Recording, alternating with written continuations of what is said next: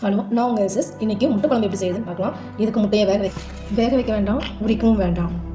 வாங்க பார்க்கலாம். ஒரு கடாயில் 2 ஸ்பூன் எண்ணெய் ஊற்றிக்கோங்க. எண்ணெய் காஞ்சதும் 4 லவங்கம், 2 பட்டை வெடித்ததுக்கப்புறம் 1 ஸ்பூன் சோம்பு சேர்த்துக்கோங்க. பெருஞ்சீரகம் சேர்த்துக்கோங்க. அது பொரிஞ்சதும் இஞ்சி, பெரிய இஞ்சியை கட் பண்ணி வச்சுருக்கேன், அது சேர்த்துக்கோங்க, ஒரு பெரிய துண்டு. அதுக்கப்புறம் 6 பல் பூண்டு சேர்த்து 2 நிமிஷம் வதக்கி விடுங்க. வதங்கினதுக்கப்புறம் 400 கிராம் சின்ன வெங்காயம் உரிச்சு வச்சுருக்கேன், அதையும் சேர்த்துக்கிறேன்.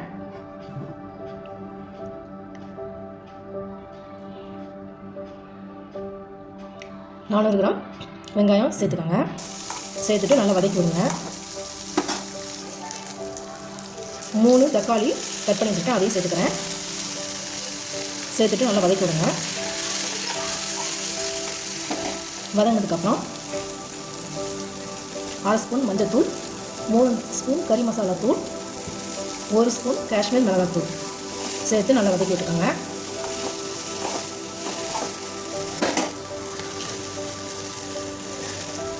வதங்கினதுக்கப்புறம் துருவிய தேங்காய் 1 கப் சேர்த்துக்கோங்க, அதையும் வதக்கிக்கோங்க. வதக்கிட்டு அரைச்சி ஆற வச்சுக்கோங்க. அப்புறம் கடாயில் 2 ஸ்பூன் எண்ணெய் ஊற்றிக்கோங்க.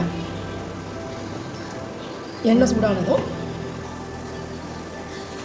1 ஸ்பூன் கடுகு பொரிஞ்சதுக்கப்புறம் 2 கொத்து கருவேப்பிலை சேர்த்துக்கோங்க. நல்லா வதக்கிட்டு நம்ம அரைச்சி வச்சுருக்கிற அந்த பேஸ்ட்டை இதில் சேர்த்துக்கோங்க.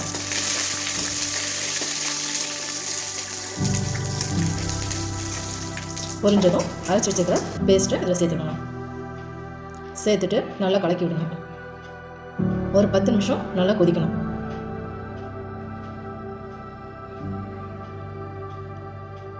தேவையான அளவுக்கு உப்பு சேர்த்துக்கோங்க. சேர்த்துட்டு ஒரு 10 நிமிஷம் நல்லா கொதிக்க வைங்க. இந்த முட்டை செய்கிறதுக்கு முட்டையை வேக வைக்க வேண்டிய அவசியம் இல்லை, உரிக்க வேண்டிய அவசியம் இல்லை. சீக்கிரமாக செஞ்சு முடிச்சிடலாம் இந்த முட்டை குருமா. இப்போ நல்ல எண்ணெய் பிரிஞ்சு வர மாதிரி இருக்கு பாருங்கள், அந்த அளவுக்கு கொதிக்க வச்சுக்கோங்க.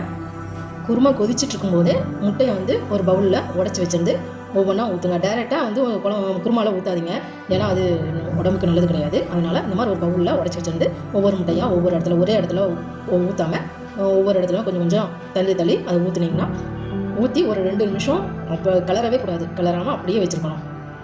ஒரு 5 நிமிஷம் கழித்து கூட நீங்கள் இந்த கிளறினீங்கன்னா அந்த முட்டை அப்படியே முழுசாக இருக்கும் பாருங்கள். நீங்கள் ஊற்றின உடனே நீங்கள் கிளறிட்டிங்கன்னா ஃபுல்லாக குழம்பா அது ஒரு முட்டையாக இருக்காது, எல்லா இடத்துலையுமே ஸ்ப்ரெட் ஆகிடும். அதனால் முட்டை உடச்சி ஊற்றி ஒரு 5 நிமிஷம் கழித்து இந்த மாதிரி மெதுவாக கிளறிவிடுங்க.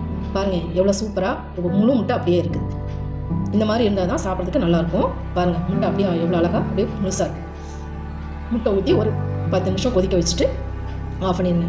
முட்டை குருமா ரெடி. சாதத்துக்கு சூப்பராக இருக்கும். தேங்க்யூ ஃபார் வாட்சிங். லைக், சப்ஸ்கிரைப் பண்ணுங்கள், ஷேர் பண்ணுங்கள்.